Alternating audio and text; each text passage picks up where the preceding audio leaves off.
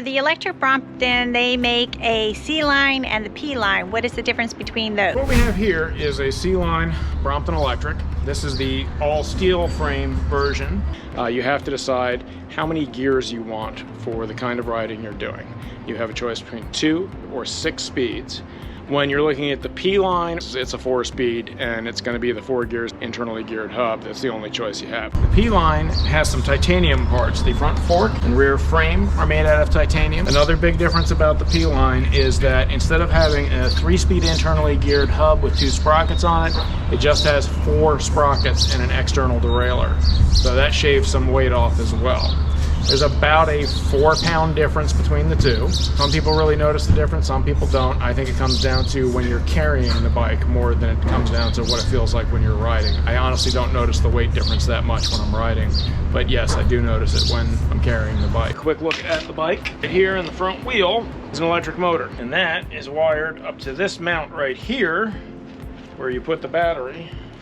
Snaps on like that, and then the bike's ready to ride. Now, in the standard configuration, all of the power assistance is controlled here from the top of the battery, and Brompton recommends, and I recommend strongly, that if you're going to change the power level, stop, then reach down.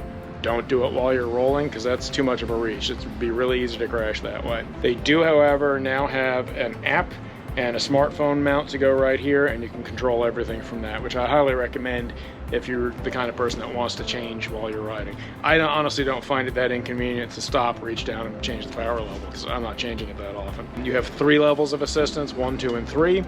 And they just help you a little bit more the higher the number. Well, the assistance level doesn't actually change the maximum speed of the bike.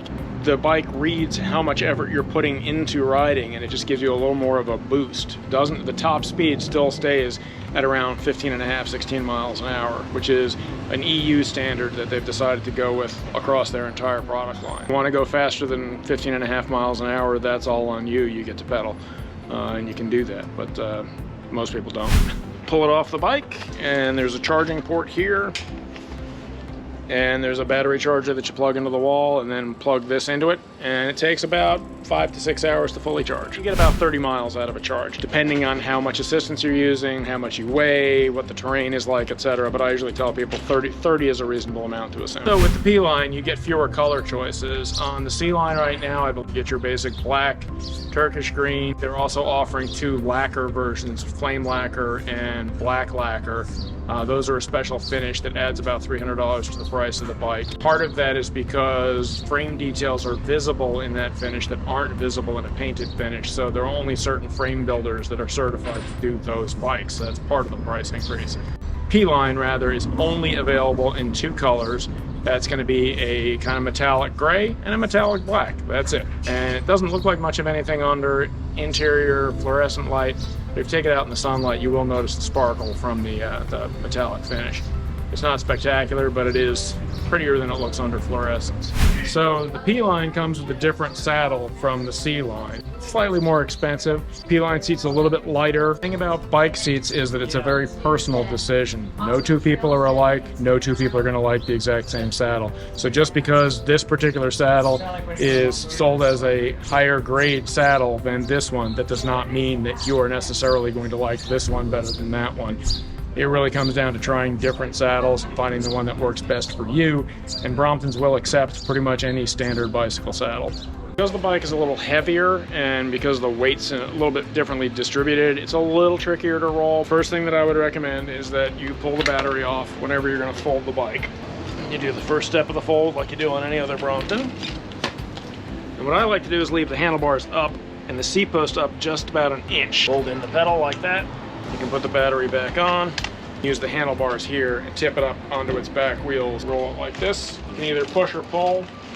You'll notice as I'm doing it, it has a tendency to want to tip this way. That's because the weight of the battery and the motor are both on that side.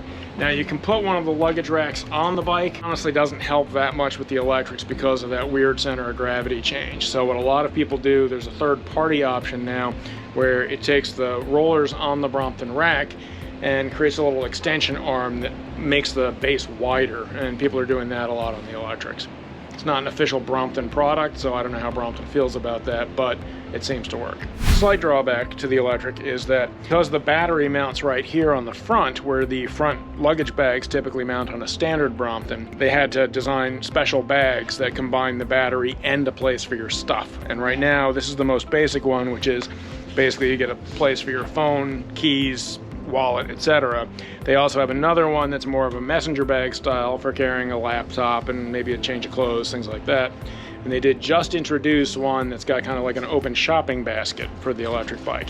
Now, we here at Bikes of Vienna really hope they continue to offer more bag options for the electrics, because right now 3 bag options versus around 20 bag options for the non-electrics. It's like, guys, come on, let's see a few more bags for the electrics.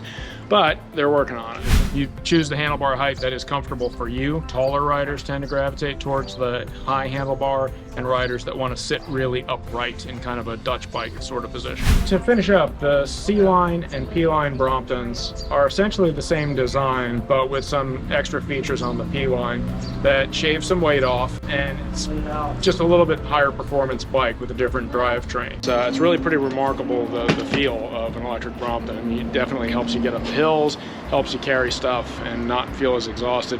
And it's good for things like getting to work without, getting there completely sweaty and gross at the end of the day. Hope to see